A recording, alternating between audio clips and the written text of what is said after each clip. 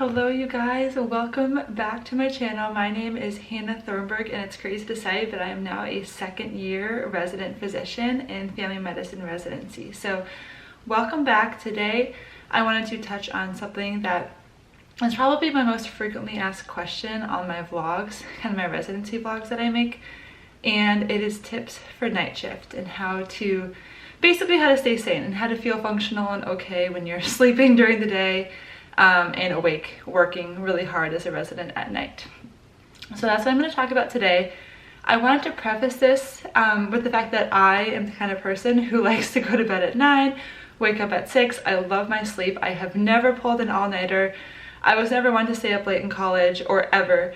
And my first all-nighter ever was actually as a resident physician. So I feel like I'm a good person to kind of touch on this because I actually felt like I handled night shifts in residency actually a lot better than I thought I would. So I had, I think, 3 rounds of 2 week each, if that makes sense. 2 weeks of night shifts 3 times through at different times throughout my intern year. And I'm going to continue to have them as a second year physician and as a third year resident physician. So I'll continue to have them, but not as much as intern year. So I felt like this was a timely topic as well because a lot of new interns are starting residency. And so this was definitely something going into residency that I was most anxious about, was night shifts and how to function, you know, basically switching your whole circadian rhythm. And so I was super nervous about it, but honestly, if I could tell anyone going into residency, as someone who really prioritizes sleep, I actually felt like it was actually a lot more manageable, and I actually at times genuinely did enjoy it.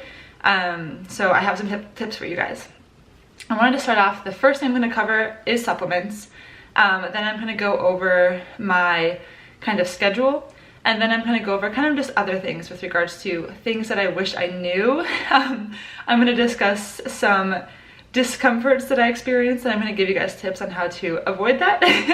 And then also just kind of some things you might want to buy for your room to kind of support your sleep. So starting with supplements, 3 things that I honestly kind of take all the time, but I think are really good to take while you're on night shift. For supplements, the first one is melatonin. Melatonin is one of those supplements, you could say, your body produces it naturally. It basically helps with the sleep-wake cycle.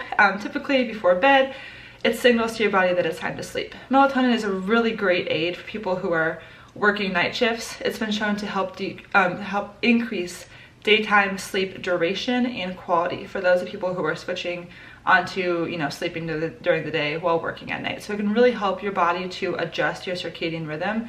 I was taking these melatonin gummies. I believe they were 5 milligrams of melatonin. I really like them, so I'll link them. Honestly, like, the doses between 1 to 5 grams should be okay for most people. Some people experience weird dreams of melatonin. If you have any side effects, you know, and if they're uncomfortable to you, you may want to avoid it. But melatonin typically is well tolerated if you stay within the recommended dose. So that's one that a lot of people will use for night shift. I know a lot of my co-residents also like the melatonin gummies just to add a little sweetness when you get home after work, to have a little gummy and help you fall asleep. So melatonin gummies for the win. Loved those, and that's something that probably the top supplement that I would recommend. 2 supplements that I take in general, but I also think that, you know, could benefit from during night shift. Of course, I always recommend before taking any supplements, you can always check your labs with your doctor to see if you are deficient in any of these things. But one thing I always take is a vitamin D supplement. I haven't tested before. I was in the insufficient range. A lot of people are deficient in vitamin D as well as insufficient in vitamin D. If you're on night shift, you're actually at higher risk for vitamin D insufficiency or sufficiency, and if you think about that, it's because when your skin is exposed to sunlight, it produces vitamin D. Of course, it's then activated by the liver and the kidneys in the body, but basically a great way to get vitamin D is through sunlight on our skin, converting it to vitamin D. So if you're working during the night, odds are you're probably not getting very much sunlight. And so that's one of the supplements that I always take, but could be a good thing to consider if you're like a long-term night shift worker, which if so, bless your heart. I think vitamin D could be a really good option. Of course, you can always check your levels with your doctor first. You can have vitamin D toxicity, so of course you want to, you know, check your levels. But that's one thing that I was taking and kept taking during night shifts. And then another thing that I recommend, another supplement that I think could be a good option for people who might be really stressed during night shifts. And honestly, I think a lot of people could benefit from magnesium as one of those supplements. I'm not huge on taking a lot of supplements, but I think that is one that a lot of people could benefit from. And so I take about 350 milligrams of magnesium glycinate every night, typically. Residency is a stressful time, and magnesium basically helps with recovery, relaxation, basically helps managing stress. And so the more stressed we actually are, either physiologically or psychologically, our kidneys can actually excrete more magnesium in our urine, which is kind of counterintuitive. So basically, the more stressed we are, the more magnesium we pee out in our urine. But magnesium actually helps us to manage stress and so recover from stress, and it basically increases our resilience to stress. And so it's kind of like a cycle. You know, the more stressed you are, the more magnesium you may pee out, but then the more magnesium you may need, and if you don't have enough, you may feel more stressed and your resilience to stress may be lower. So I take magnesium because residency is stressful, and I'm also a very active person, so I'm putting myself through you know, psychological stress from residency. It can be a lot sometimes, but then also physiologic stress. And so night shift is definitely a huge stressor on the body. And so magnesium up to 350 milligrams a day for most people. Of course, if you have a medical condition, talk with your doctor before taking any supplement. There are some medical conditions where you may not want to take magnesium, but it is a supplement that a lot of people I know take and can benefit from. So that is one that can definitely help with sleep and just recovery overall during a stressful time on night shift. That is one that I think could also be really beneficial as well. And I know some people, along with melatonin, might use magnesium to help them sleep. And if they're sensitive to melatonin, that might be a nice alternative to kind of help with sleep if you're not tolerating melatonin super well, for, like, you know, if you're getting weird dreams or anything like that. So those are the supplements that I recommend. Of course, talk with your doctor, but that's what I take. And I think that those are pretty, you know, usually pretty tolerable for most people. I wanted to go over my schedule a little bit for night shift. Basically, I work on night shift from 6:30 p.m. I would get to the hospital for sign out, and I would stay till about 6:30 a.m. for sign out, so basically staying till 7 a.m. And then I drive home, get home around 8 because I do live a bit from the hospital. And that's when I take my supplements, and I make sure I guzzle a lot of water because I find that I get very dehydrated during night shifts. And so make sure I drink water before I go to bed. And then I basically end up sleeping from, like, I would say 8:30, depending on when I get home, to about like 3 p.m. So that's kind of how my schedule looks. One thing I really recommend if you are on night shift is prioritizing when you wake up, even though it's like mid-afternoon, getting outside, getting sunlight, and exercising. I would wake up around 3 p.m. and be so excited to work out, and honestly that exercise really got the, you know, endorphins and neurotransmitters, and really just helped to wake me up in the morning. That, along with getting a little bit of sunlight, even if it was like full mid-afternoon sunlight in Florida, really helped to kind of wake me up and tell my body, okay, it's morning per se. So I found that was really helpful. And then after my workout, drinking my coffee in the morning, or, you know, 4 p.m., 5 p.m. before work, really also to kind of help to switch my circadian rhythm in a way. And we do 6 days on, 1 day off for 2 weeks of night shift. And so if you're doing like 3 days on, 4 days off, it might not be worth entirely switching your schedule. That's up to you.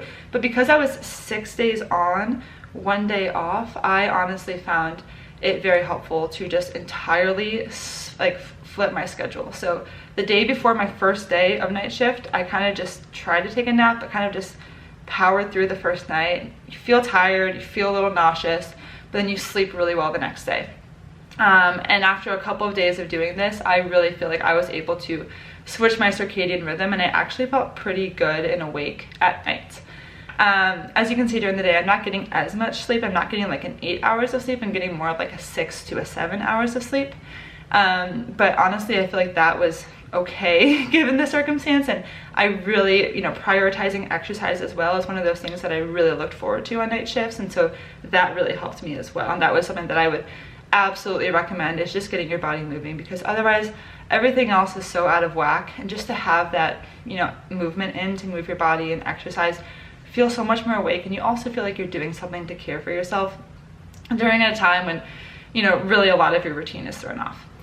So that's kind of what I wanted to get to with another aspect of routine is being dehydrated. So on my very first night shift, probably that first week, in the middle of that week somewhere, I had adjusted, I was feeling okay, but I entirely forgot to drink water for probably at least a day. I was drinking caffeine, trying to stay awake, and you know those cues throughout the day where you just, you know, drink a glass of water? I didn't have that the whole night because I didn't have those cues at night. I was in the hospital in a new environment and it was a busy night. And I remember just going through the whole night, not drinking water, not thinking about it. And then I got home, was so exhausted, and I fell asleep. Woke up and I literally felt like I had been just laying on the beach all day with no water, just like whole throat, just so dry. I felt horrible, absolutely horrible. And that's when I remembered, I was like, I have not drinking water in at least a day. Very, very bad, felt awful, so do not recommend that. That's why I always make sure to drink a lot of water before I go to bed in case the night was really busy. But also I, you know, made sure I drank, we have big water bottles in the hospital, and I make sure I drink at least a couple of those during the night so I can tangibly see, okay, I'm getting some water in my body. Because you really kind of don't have those cues that you would typically have throughout your normal daily routine. Like, oh, I'm at work, I'm gonna drink my water that I always drink. And so having, you know, something to kind of remind yourself, I need to drink water, was huge. Another thing that I would touch on is your GI system may get a little bit thrown off, and this is something that I wish I knew. I remember it was, I think, probably like my second day on nights when I had adjusted a little bit, but it was around 2 a.m. And before the cafeteria had closed that evening, probably around 7, I had got myself like a lunch at the cafeteria, and it was something hearty. I forget exactly what it was, but it was probably like some meat and some vegetables. It was a hearty meal, something that I would usually eat for dinner. But the day happened, we had a couple of admits, and then I tried to eat this hearty meal at like 2 a.m. And our GI tract, you know, the peristalsis, like the contractions that our GI tract does to move food through the bowels, basically that runs on a circadian rhythm too. So it is used to processing food at certain times during the day. Everything's connected, and so your GI tract is used to your typical circadian rhythm. I don't think I had ever in my life had dinner at 2 a.m. And when I tell you that that food just stayed there, that's all I'm gonna say, but I felt so nauseous, so unwell, just like really bad indigestion. Kind of coined this term with some of my co-residents. We call it the night shift ileus. If you're in medicine, you might know what that means. I won't speak on that further, but honestly, I do not recommend large meals. Some people may tolerate it just fine. I have found that I personally, you know, usually I'll have like 3 normal meals a day. On night shifts, I'll have usually some lighter snacks, things that I'm able to tolerate and digest a lot more easily, especially in those first couple days of night shifts when your body is all out of whack and used to resting and processing the food from the day, but not introducing new meals. So that is one thing that, to any fellow interns or anyone who is starting a night shift, that's something that I would definitely recommend as well. So stay hydrated, small meals, know that your GI tract also follows a circadian rhythm and is not used to having a large meal when you're usually sleeping. So those are huge things as well. Other tips, kind of how to sleep well during the day when you get home, that I found super helpful. The biggest thing is going to be light. So this kind of comes down to sleep hygiene. My husband and I got really nice blackout curtains before going into residency, knowing that we had night shifts and we wanted to make sure that we could keep our room as dark as possible, even in the bright Florida sunlight. So we got blackout curtains. Those help so much. I'll try and link all of these things below if I can find them. But blackout curtains, any blackout curtains should do. Those really helped. I still wore a night mask because even some sunlight still does get through. There's like some edges on the blackout curtain, so you're gonna get a little bit of sunlight. And so I also use like a sleep mask. I'll try and link that one as well too. It's a really good one. I really like it, and it was just like on Amazon. So that really helped me to kind of block out any remaining light, and there was some. And then I also use a noise machine. So of course my husband isn't going to be on night shift when I am, And he's a living human being, so even though he's so considerate and tries to be quiet while I'm sleeping during the day, of course he has to do things. He walks around and all that kind of stuff. And so I have like a noise machine just so that it kind of blocks out any ambient noises that might wake me up. And so I found that super helpful. I would just leave that by the door, and that was a huge help as well. Also, things you might not think about is just like if you live in an apartment, your neighbors above you might be walking on the on their floor, which is your ceiling, and you might not notice that at night because they're sleeping, but when you're on night shift and you're sleeping during the day, you might hear things like that, or kids playing outside, or a lawnmower, just the things you don't think about because you don't notice it during the day when you're awake, but when you're trying to sleep during the day, can really throw you off. So I really like to have like a noise machine or even a fan or something going to kind of help dull that noise. You can also do like brown noise or whatever color noise there are on the iPhone app as well. I feel like it can be really helpful. So those are kind of some tips. One thing I also thought about that I did not cover is some people had asked about, okay, so if you're off for one day and then you go back for 6 more days during your 2-week night shift block, so we do this 6 days on, 1 day off, how do you manage that one off day? So it's like 6 days on, 1 day off, 6 days on, and then you're off of night shift. And honestly, because I do fully switch my circadian rhythm, I actually just try and treat that off day. I try and stay on night shift time. So it's kind of depressing, I'll be honest, because you get kind of lonely. Of course, it's honestly nice being with another resident. So we do night shift with another senior resident. And so that's been really nice because you kind of have a buddy throughout the nights and of course the patients you're seeing. But otherwise it's very lonely, and like I really miss my husband and my friends during that time. I'm not seeing them because I'm awake when they're sleeping and vice versa. So on that off day, I'm really craving time with my loved ones, and I'm usually able to get a little bit of time overlap because I'm going to work, I'm getting there around 6:30. So I have until they go to bed around like 10. So you're able to do something, but I do like to keep my sleep cycle switched until I'm officially off of night shifts, just because of how hard it is of switching back on. And I did all that work those first couple of days where it didn't feel so great to finally start feeling good. I don't want to, go back on that progress and have to readjust again. And so I'll typically just have kind of a day while everyone's sleeping during that off day. And I have fun with it. I'll do a workout, watch movies, try and entertain myself.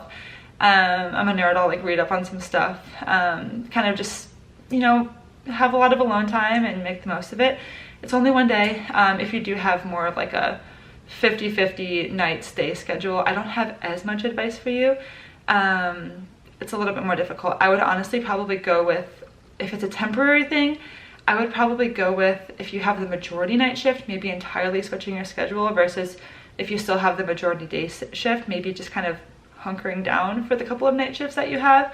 We have some random night shifts every once in a while to cover our hospital service. And so when that does happen, I kind of just gut it out for a night, and it's not super fun, but you kind of just do it. And it's doable. So my encouragement to anyone going into residency or anyone on night shift is truly take care of yourself. Try and prioritize, getting good nutrients in your food. Of course, it can be a little bit more difficult. I don't eat the meals I typically do, kind of for the reasons that I mentioned. And so I like to make sure I'm getting my vitamin D supplement, my magnesium supplement, and then I use melatonin to help me sleep. Only on night shifts. I don't use melatonin all the time, but I do use those other supplements all the time. Of course, talk with your doctor before doing any of this, but those are things that I feel like most people tolerate pretty well. And then I hope those, the eye mask, the blackout curtains, the sound machine, I hope all of those things kind of help. And just giving you guys a picture that as someone who has never stayed up all night in her entire life, my first time was as a doctor covering the medicine floor. I did okay. Honestly, I promise you will too. It's hard. It's not as hard as I thought, and it honestly can be kind of enjoyable. Things slow down a little bit, and so I feel like honestly I've learned the most in residency on my night shifts, because when you do get an admit, you might not be as busy with other floor work going on because most of your patients are sleeping, and so you're really able to, if you're like me and you get distracted if there's a lot of things going on, you're really able to like focus in on that individual patient case. You're able to dive a little bit deeper, and when you are feeling a little bit more awake after those first couple of days, it can be a lot of fun and you really can learn a lot. So try and find, those little gems throughout night shift, and truly you're capable of more than you can imagine. I surprise myself by honestly how much I didn't hate night shift. It's tough, of course, and I think the biggest thing is it's a little bit lonely. But hopefully it's temporary. For those of you guys who are night shift workers, I think I said this before, but bless your heart, and thanks for all that you do, helping people while everyone else is sleeping. You guys are heroes. I could not do what you do. But if you are like, you know, a resident or anyone else who's doing kind of night shift for a short period of time, I do hope that these tips kind of help you get through and give you an encouragement that truly, from the bottom of my heart, if I can do it, you can do it too. So I hope that's helpful. If you guys have any other follow-up questions, or if you like this style of video, otherwise I typically do kind of vlogs and some recipes. This upcoming second year, I'm going to have more time to do more recipes, and so I'm super excited about that. And of course, I'll keep the vlogs going as well. And I also made a video kind of like this about direct primary care, which is the type of practice I'm planning to start after residency. So if you guys have any questions about any of those kind of things, or have interested in any of that at all, please subscribe, join along, feel free to ask any questions, throw any comments in the comments, and I will get back to you. So thank you guys so much, and I will see you next time.